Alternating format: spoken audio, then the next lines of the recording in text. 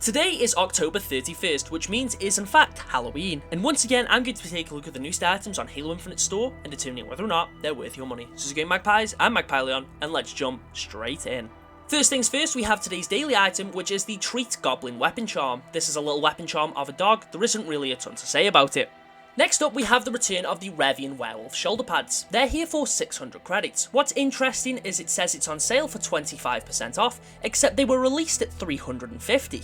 Now it is possible this is just a mistake on 343's behalf. We have seen items before that were actually a lower price tag, but were mistakenly put on the store at a higher price, which was then fixed very, very quickly. However, that being said, for this to say that it's on sale and to be 600 credits, I think that's a little bit bizarre, and if this is its new price, but they're trying to claim it's on sale, I think that's a bit scummy. The Flood Super Bundle is also still here. This contains the Contaminator and the Blighter bundles, as well as 2 bonus items if you purchase the Super Bundle for 2,800. The bundles themselves do cost 2,000 each, which is definitely on the pricier side of things. If you're going to get them, just get the Super Bundle. Not going to talk about these ones in detail, as I did cover them just 2 weeks ago. And obviously they're yet to rotate out of the store, so if you want to hear more about them, check out the shop video I did that week. Which also applies to the Hivebreaker Viper bundle, which I still think is pretty pricey, but much more justifiable than the other two, as it does come with a weapon coating set as well, and overall contains more items. All of the new bundles from last week are also still here, including Halloween Hero, Pumpkin Spice, and Sanguine Gift. Again, I covered all of those last week. All 3 of them definitely feel pretty overpriced.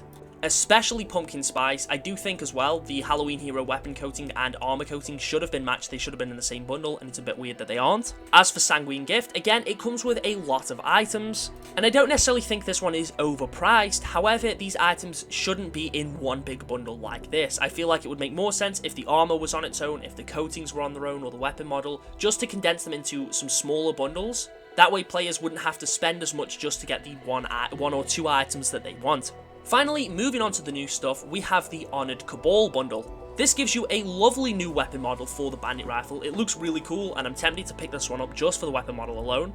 It then also comes with the Calavera Gamma visor, which is a pretty nice visor. And then you get the Hidden Cabal weapon coating, which is on the simpler side of things. It reminds me of the Golden Age coating a little bit. That being said though, it is a pretty nice one. For 1,200, in comparison to other things we've seen, I don't necessarily think this is overpriced when you consider that you're basically paying 800 for the weapon coating and then the extra 400 for the weapon model and the visor.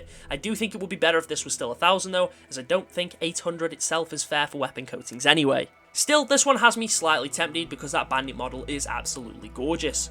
And then finally, the main bundle this week that people have been hoping for, which is the Transgressor bundle. This gives you the Flood Transgressor armor kit, which is like this flood-infected George. Alongside this, you also get the Defiled Skin armor coating for every core, which is essentially like George's armor coating, except it's got like this flood-infected stuff going on all over it. However, this bundle costs 2,200 credits, which I think is very much on the overpriced side of things. Don't get me wrong, the kit looks absolutely amazing.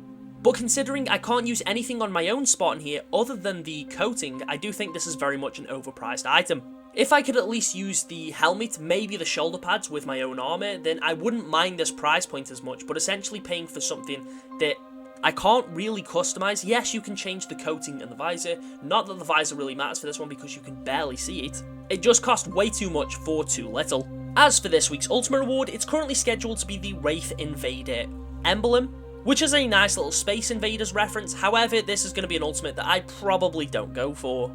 I'm just not really interested in grinding all my challenges out for an emblem, and of course, to some people it will appeal to a few players out there, which is completely fine, but this will be one that I skip out on, probably, unless I want to do my challenges for the XP. As for this week's Spartans of the Week, this time around I asked you all to submit your best Halloween-themed Spartans, and here are a few submissions that I really liked. We have entries from Blitzen, Keegan, River, Arcano, Delusive Man, and Dingoose. If you want the chance to be featured as the Spartan of the Week, make sure to join the Discord. I'll leave a link to that in the pinned comment. Thank you all for watching, and I'll catch you all in the next one.